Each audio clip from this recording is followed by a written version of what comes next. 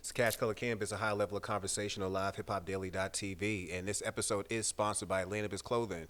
Our drug lord, Atlantis, and Return to Viper lines are all available for purchase right now. So stop by and shop at atlantisclothing.com today. I'm blessed, man, to have somebody I actually consider a friend of mine on the show today. And I thought about how long I've known you when I was reading the text message today, and you joked about me working out.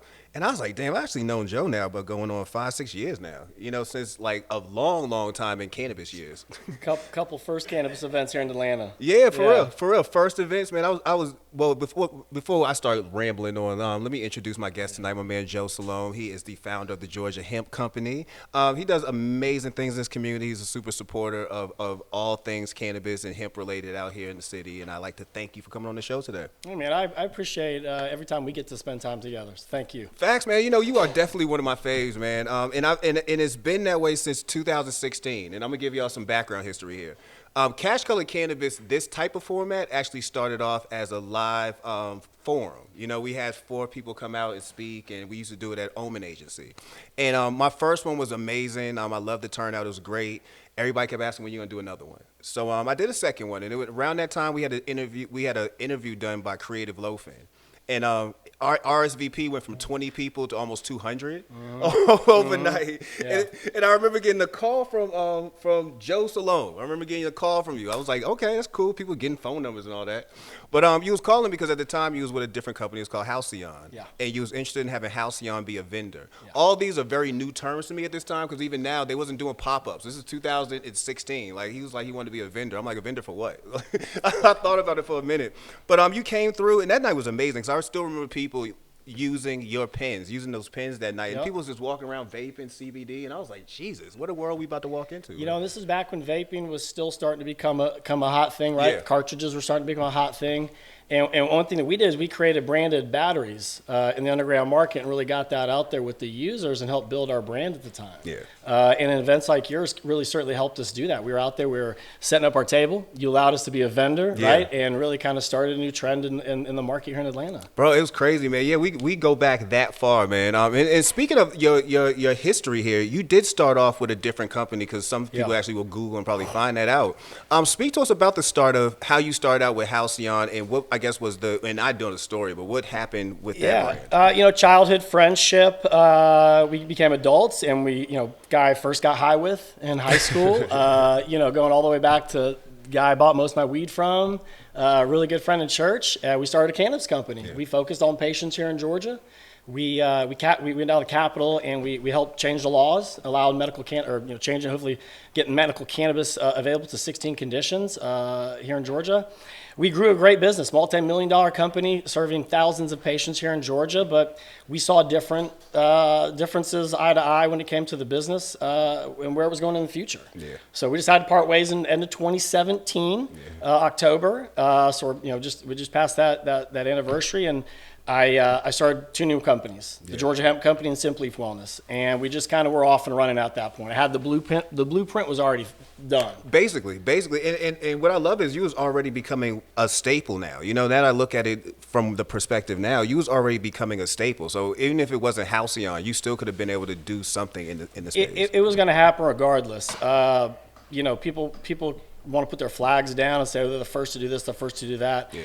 None of us were the first. We're all on the shoulders of giants before us, right? Yes. But if you want, check the press release in 2013. I mean, there was definitely, if we want to start planting flags, you can go ahead and check it. Hey, you know what? And I thought about this literally today as much as you as much as, like you say, people plant flags quickly. This was first, that was first.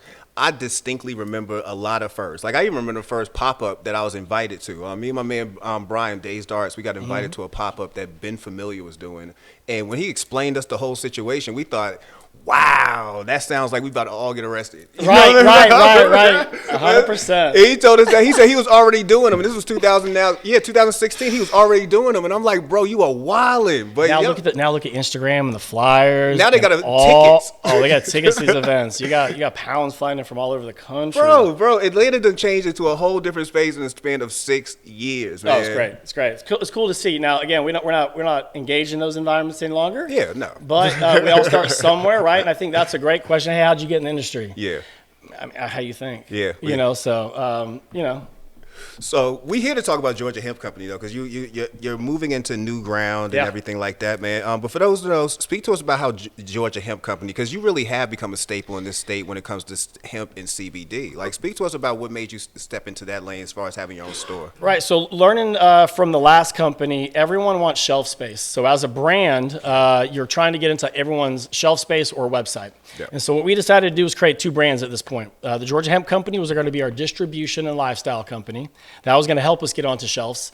And Simply Wellness was our endocannabinoid fortification brand. So that was a brand that was really going to go nationwide and be more of the weed or cannabis brand, if you will. Mm-hmm. Georgia Hemp Company, again, can cross over different industries. It's not just hemp, it's not just CBD, but it can be hemp, it can be industrial, it can be clothing. And so as this industry grows here in America, we're going to continue getting into those facets as well. We're not just stuck in one thing, but we're building our brand through one avenue, and it's going to, as the industry grows, we'll grow with it. Yeah. So you're going to start seeing us offering hemp clothing, hemp-made koozies. We're starting to get a lot of other things that aren't just cannabinoid related. Bro, congratulations to you for that, man. What would you say the secret of your success is when it comes to, having this type of longevity? You got to have some balls, man. You got to have some, a lot of people plan. A lot of people say they want to be perfectionists, but perfectionists are scaredy cats. You got to jump. You got to jump off the bridge. You got to build the ship and see if it sails. I agree with you 100%. So I think that's really what it is.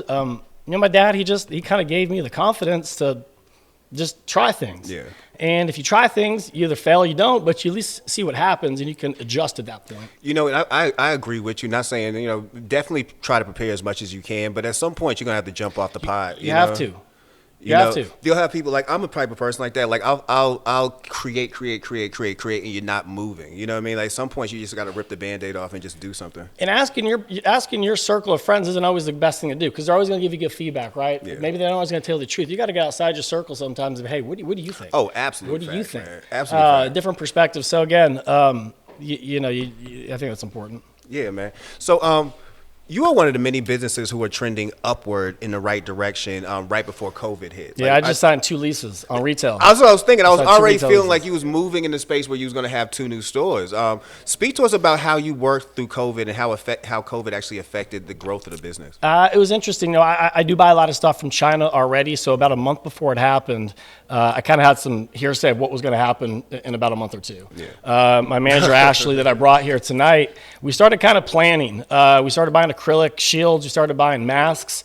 And having a child in school, we kind of also predicted that school was going to be pulled, right? So we kind of knew about a week ahead of time what was going to happen. So we prepared. Came back from a conference in New York in January. We changed up our website a little bit to offer pickups. I mean, how easy is that, right? Yeah. So pickup delivery options started happening. But once the COVID happened, we shut our doors, but we put a table outside, so we still were open. We were still allowed. We were still communicating. So we doubled down on content. We started creating more content. Katie's here as well. Started doing yoga content. We started doing recycling content. What can you do with our jars? We started doing all this content every day to deliver something to the people that are out there. Because really the first 2 months, we were all kind of like, what the hell, right? Everybody was. You didn't know where you could go, what actually was going to happen. But we were open. We were pounding the content. We were available for orders. We were shipping. I was taking 2 big boxes of orders out every day. And again, my background's marketing, and so you have tactics that you do to either increase sales or number of sales or transactions or all these different things, right? So we started doing promotions, $5 joints in April. Celebrate 420. What a better way to celebrate with $5 joints. Started crushing it there, and all these different things started happening. And, another thing happened was kind of like Delta 8 or hemp flower. Different things start happening that are almost gifts in your basket that you can take advantage of. Yeah. So new products. We started just rolling out even new products. The PPP stuff was actually a benefit for us. Were people asking more about CBD and hemp products leading up to that time? Because now we're talking about how people can safely do a lot of can improve their health. Excuse me, how people can absolutely improve their health. Yeah, and I think during the time of COVID, where anxiety was high. Yep. Where people were not wanting to drink as much, perhaps. Health was definitely a concern. Sleeping. All of these issues were starting to pop up. There were already something CBD could deal with that we were talking to folks with, but the COVID and the pandemic certainly exacerbated that and drove more people to us. Again, we were blogging, we were vlogging, we were putting content out there to be driving and staying relevant during that time period. Some companies just shut down completely. Yeah. We wanted to make sure we handled the pandemic accordingly, safely, but also make sure we were there for our clients. Yeah. What was the hardest part about maintaining a business during this time? Oh man, family, I think, and trying to stay sane. When people are locked up at home and for good reason initially, and you are leaving, it's trying to keep your family cool, but also your staff and their family cool, right? The understanding that we're going out into the world that everyone's saying is very scary. So it's actually past the work world, right? It's actually past the dealing with your employees and your customers. It was a little bit more mental, a little bit more psychological and personal. Yeah, it's crazy though, but you was running at this moment an essential business. And what we did is we did a press release. And so we followed suit. We did a press release saying we are an essential business, just in case anyone was questioning, you know what I mean? So again, marketing background, making sure we're messaging and communicating to the public and the authorities that here's what we're doing and why we're here. Yeah. So, it's great that you have the Sandy Springs store. I've been there a couple of times. We actually did a podcast there during our Super Bowl, man. Shout out to that was crazy that we did that. But now you're about to move into another space, man. Talk to us about the space you're about to move into in Decatur. So Decatur, we're open. Grand openings this weekend. It's 3 or 4 times the size as our Sandy Springs location.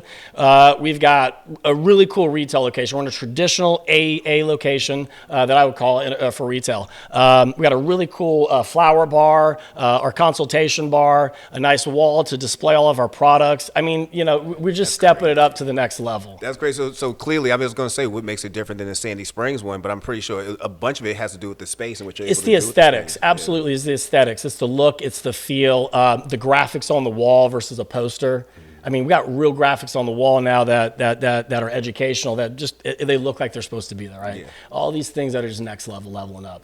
And so next we got Woodstock. We're looking at Woodstock to open another location. It's gonna be our 3rd, and then we'll start looking for a 4th and 5th location as well. Yeah, that was my next question about where do you see actually the growth of it? Because I know you do have Decatur, you have Sandy Springs and Woodstock. Are they going to see possibly like a Savannah or Augusta? We're going to definitely tackle the Atlanta metro. Gwinnett, Camp Creek, Powder Springs, those areas first. Tackle this area and then start looking at maybe the McDonoughs, the Noonans, the Savannah, stuff like that. Now, again, with the state growing the way it is with hemp, we do have more partners throughout the state. Pretoria Fields in Savannah, SCA Farms down in South Georgia, that we're now able to extend our arms and have partners and start to grow a little bit easier than it was 5 years ago. Man, bro, the growth is so crazy to see. You know what I mean? Because again, all this could have fell to the wayside. It's not like we haven't seen. Even when I think back to the first event I did.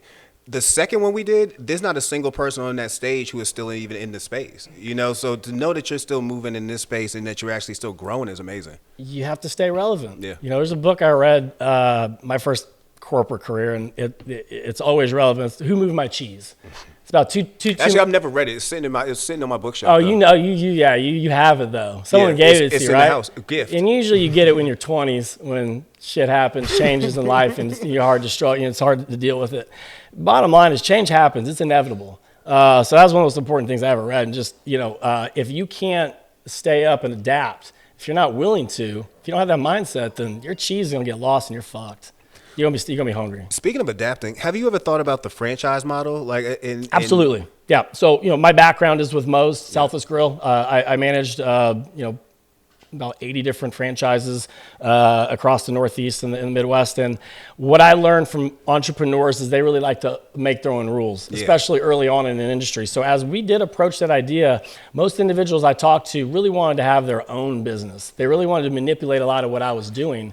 And in a franchise, that's not how it works, right? No, you got to follow the book, right? And so that's rules. What we kind of stayed away from that. We decided to stay self-funded. We own all equity in our company, and we're going to ride this out and see how it rolls. Do you feel like franchising is even a good, viable revenue stream? Like I see people franchise things, and I'm like you mentioned, the fact that you got to follow such strict guidelines leaves like so much. If the business model is good, yeah. I mean, Moe's, those guys are making $1 million+ a store, right? So your revenue stream's pretty damn good after 4 or 5 years from a positive standpoint. Yeah. Franchises can be, but how relevant is your industry? How much more competition comes into it? And what does the long term of that industry look like? TCBY yogurt, right? That was an up and down kind of a thing. Hispanic food, fast casual, Tex-Mex, that's something that's probably going to last a little bit longer than frozen yogurt. So again, industry, business model, bill, and then what those financial projections look like for a potential investor to invest in. You know, going into last year, on the politics side, we were definitely in the on the national radar. Actually, it was on the global radar as for what Georgia is going to do and how Georgia can actually move the Senate and actually how Georgia can move the presidency. Now that we do have a different president, now we do have a more liberal Congress. It's looking like. And most people are hinting that we might see legalization come down the pipeline. My stocks look good today, sir. I don't know about you, but my cannabis stocks look damn good. Look, it looks like most people are hinting that legalization could be around the corner. Have you thought about anything like that as far as like watching what happened in Georgia, watching that we have 2 new senators, watching that, you know, listening to rumblings that's going on? Have you felt like that could be a turn that could really get some movement towards legalization? Yeah, I think we're going to see it within the next 2-3 years federally. Really? You may see it descheduled from 1 to 2, so they can have more regulations around it. But what that does, it makes it people like you and me not to be able to touch it. A little bit easier for bigger companies to do research, banks to take money, investment, stuff like that. It's that part.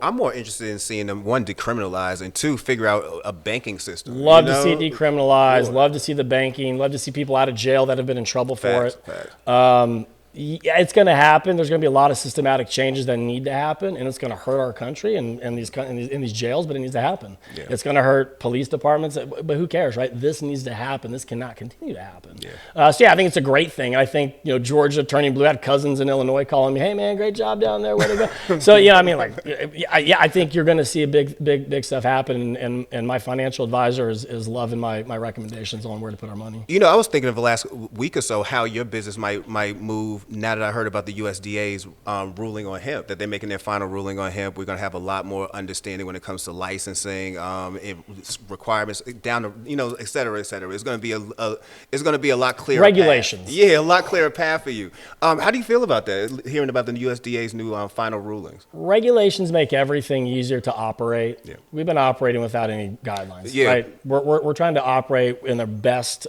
business sense, or how other industries or how other things are operating. So again, at the end of the day, there's 0 regulations in the state of Georgia. You know, Florida has them, New York has them. These states have them from manufacturing or any of these kind of standpoints. We don't. Yeah.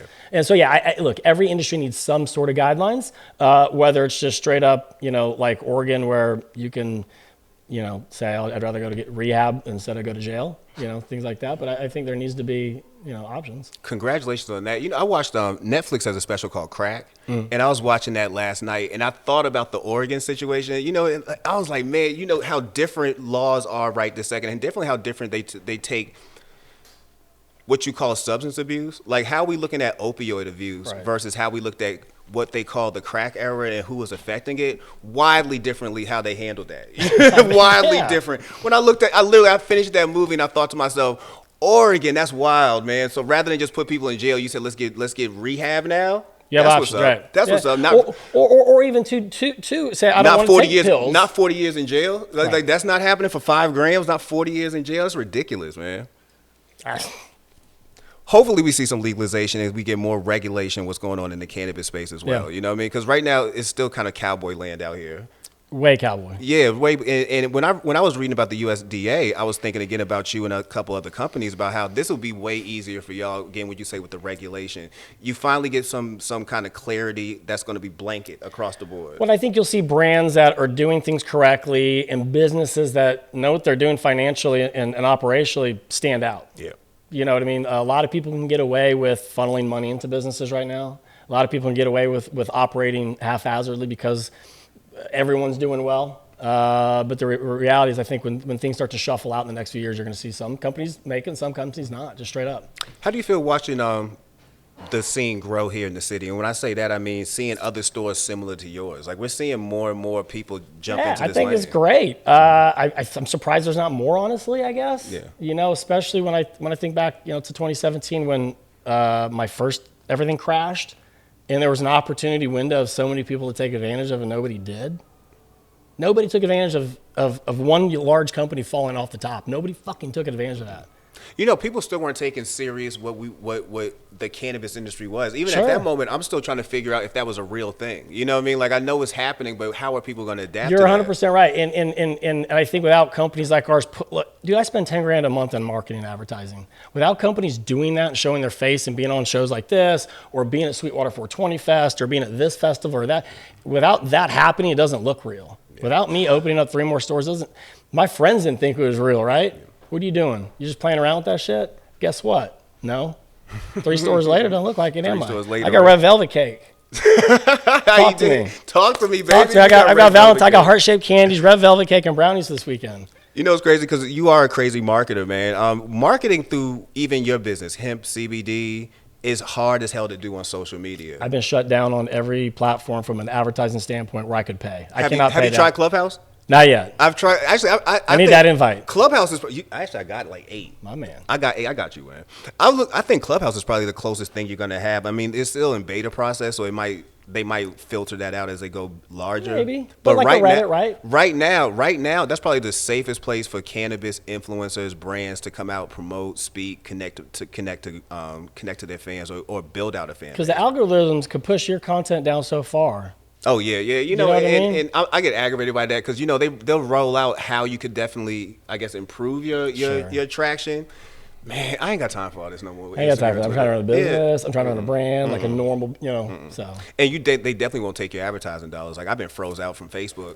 I was froze out from Facebook for something I didn't even do. You know, like it was a guest on the show. Like, it wasn't even my thing. And they froze me out of it. I can't even pay you money to advertise. I can't even pay them anymore. So how do you actually market? Like I know you're definitely out and about in the streets. I mean, you definitely, like you mentioned, Sweetwater Fest and things like that. But what's the primary ways that you market?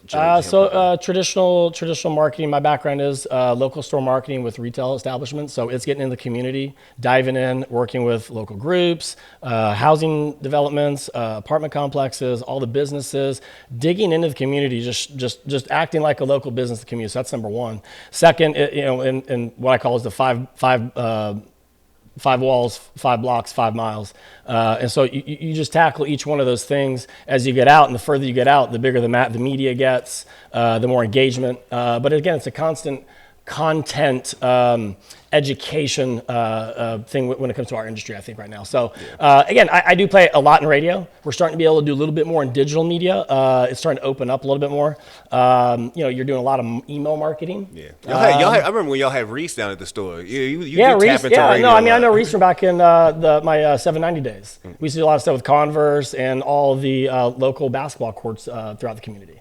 So he'd bring him and his dad would bring their organization out, bring the basketball stuff with Converse and the radio station, and you just dig into the community. I mean, and that's the core of what a business is at the end of the day. Look at Coke, as big as they are, they're on every single baseball, basketball, football scoreboard in the community. Truth. And again, that's the mentality we want to have, is be part of your lifestyle, whether it's hemp, food, or health and wellness. You are very visible in the community when it comes to actually helping out other brands. And I'll give you an example. My girlfriend Stacy with a Table 420, when she came on here and spoke about how she just kind of reached out to you, and you was open to working with her with her new what she was doing with the website. I thought that was super dope. What makes you so open when it comes to helping and assisting other people outside of Georgia Hemp Company? It's twofold. I do want to get paid for my consulting, so don't get it twisted. But that being said as well, if someone's got the drive, the know-how, and the willingness to do something, I'll help them. Yeah. But if you're coming to me and saying, I got an idea, and you're thinking I'm going to do everything, well, that's going to be different. Bro, I hate that too, man. Right? Like I can't stand that. That's why I stopped reading DMs at this moment.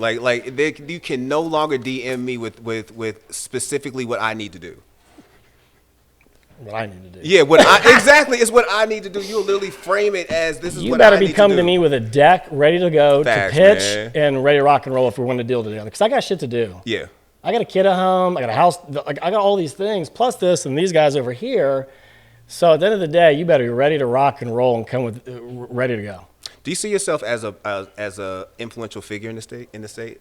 I don't personally, but they tell me I am. You've contributed a lot, man. Like I say, from the very beginning, you really are somebody who's been a face, whether I be on the underground scene or I'm up here. Like, somebody will know who Joe Salome is. Like, you know what I mean? Like, you just definitely that person. Well, I'm an only child. Yeah. I want to be cool. And so at the end of the day, like I said, my dad's always supported me when it came to stuff in school. And he used to buy me bubble gum to sell, or he'd buy me slap bracelets to sell in school. So I always find cool shit to sell, and it was my connection to people. And here we are. Bro, you say like I feel like you work a whole lot, man. What do you do in the free time? Like, have you watched WandaVision yet? Like, have you got into? Yeah, stuff? me and my daughter, she's 6. We're starting to watch that a little bit. Yeah, trying to understand that. WandaVision, yo, understand it. Go to Cosmic Wonder on YouTube. Like seriously, I'm knee deep in WandaVision at this second. Like, bro, I'm so ready for the next episode on Friday. I'm ready to stay up till 4 a.m. Yeah, my daughter's loving it. Yeah. I love it, man. What else you do? Like when you're not doing Georgia Hemp? Oh man, it is a lot in that, but I'm trying to do some yoga more. Trying to, like yourself, focus on the body now that we're in the 40s. Yeah. Take it to the next level. Be like Tom Brady. Yeah. Be like Mecca. Be like Mecca. We're gonna be rebuilding the house. My house got hit by a tree last year. Yo, so bro, I saw that, man. How'd I forget about that? Yeah, your house got hit by a tree. I'm always trying to learn new shit. So this show I'm maybe learning how to build a home from some builders. We had a 150-year-old oak tree hit our house. Yeah, I mean, lucky we're alive. Yeah. But I get to learn how to build a home this year. So I'm learning stuff. I'm a big learner. You know, I like smoking lots of weed. I like to travel. I like going to New York. I like going to Vegas. I like going out to New York. I like going to the beach. Do you know, speaking about smoking weed, are you ever fearful that you actually speaking about your love of cannabis would affect the business itself of Georgia Hemp? Say that one more time. Do you ever think that, you know, just you speaking about, you know, I like smoking weed? Yeah. No, I mean, I'm careful to talk about that stuff around my employees, for sure. You know, I look at pictures back from college and stuff like that where I'm like double smoking blunts and stuff. Like, I mean, again, like you got it. Like even like young kids that are at concerts that are doing drugs, you almost like, are you okay, man? Let me take care of you. But I was there. Like I was tripping on Molly like that one time too, and needed water. And like hopefully someone. But yeah, so you gotta be careful a little bit. I mean, I just want to be a good role model. Bro, luckily social media was not around. Oh my God. For those moments, man. I think about all the time about should I clean up my Instagram over Twitter, and I'm like, nah, you gonna take or leave this shit. Oh, right. Sometimes my managers, they're in their 20s and they'll post stuff on social promoting the company, like smoking joints and doing this. I'm like, are you sure you want to put that on there? Like, is that cool? Because, back in the day when employers are looking. Yeah. Someone's looking, mom's looking, aunts are looking, everyone's looking. Now everyone's like, for sure. But like, bro, you don't want to be on LinkedIn with a blunt in your mouth. Right? Because they definitely look. But at the same time, if you're the only dude with a blunt in their mouth, you're probably getting hit up quite a bit, right? Yeah. I mean, there's two ways to look at it, right? You're silly, man. I mean, bro. Okay, so the store is you're having a grand opening on Friday. Yeah, correct? so grand opening this weekend in Decatur, 1524 Church Street, in between Moe's and Pizza Hut. We are going to have DJs all weekend, live music, 25% off the whole store. The red velvet cake. We got brownies from a local bakery here in Atlanta. I can't tell you which one, but they've been around about 30 years. Looking delicious. Heart-shaped gummies. So we're trying to really dive into the Valentine's Singles Day weekend with our grand opening. Yeah. Do you think we're ever going to, you mentioned there's so many things that you're going to branch out into, from the clothing to koozies. Like there's a lot of ways you could jump into with hemp. Have you ever actually thought about branching out and doing anything in the THC realm?